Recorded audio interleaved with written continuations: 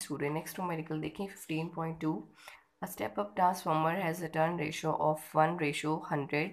An alternating supply of 20 volt is connected across a primary coil. What is secondary voltage? ठीक है, तो अब इसने खुद ही हमें बता दिया है कि स्टेप अप ट्रांसफार्मर है. मैंने आपको बताया कि मेन सप्लाई जो आती है वो प्राइमरी कॉइल को मिलती है. मतलब जब हमारे पास स्टेप अप ट्रांसफार्मर होगा तो number of turns in a primary coil वो कम होंगे, number of turns in a secondary coil ज़्यादा होंगे. मैं आपको डायग्राम से बनाकर बताती हूँ. ट्रांसफार्मर का सबसे पहले हम आयरन कोर बना लेते हैं. ठीक है, अब उसने क्या कहा है कि स्टेप अप ट्रांसफार्मर है. तो मैंने अभी आपको बताया कि स्टेप अप ट्रांसफार्मर जब होता है, इस साइड पे ये क्या है, प्राइमरी कॉइल. ठीक है, और इस साइड पे क्या है, सेकेंडरी कॉइल. स्टेप अप का क्या मतलब है कि हमें पीछे वोल्टेज कम मिल रही होती है मेन सप्लाई में, लेकिन आगे वो क्या करता है, ट्रांसफार्मर उस वोल्टेज को बढ़ा देता है.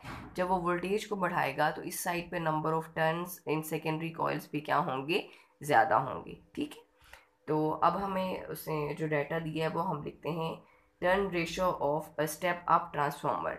लिखेंगे turn ratio of step up transformer.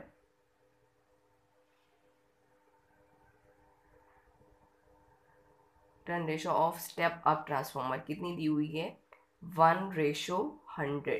ठीक है, अब आप ये देखें, स्टेप अप ट्रांसफार्मर में number of turns in a secondary coil क्या होते हैं, ज़्यादा होते हैं. मतलब 1 क्या है हमारे पास, NS है, और 100 क्या है, सॉरी 1 क्या है हमारे पास, number of turns in primary coil, and 100 हमारे पास क्या है, number of turns in a secondary coil.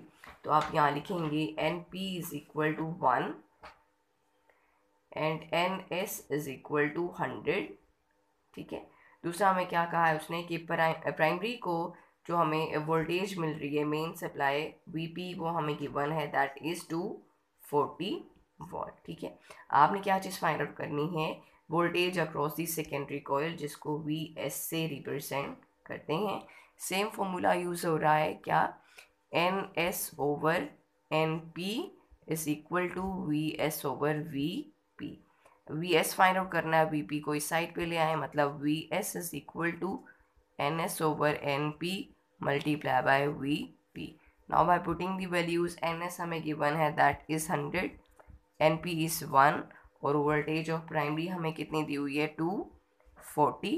ठीक है, नीचे वैसे ही 1 है, 240 मल्टीप्लाई बाय 100 करेंगे, ये आएगा 240 और आगे तो 0 आ गए. ठीक है, अब ये देखें 24 और आगे क्या है, 3 ज़ीरोज़ हैं, तो मतलब हम इसको 24 और किलो लिख सकते हैं, 20⁻³ बनाना ये.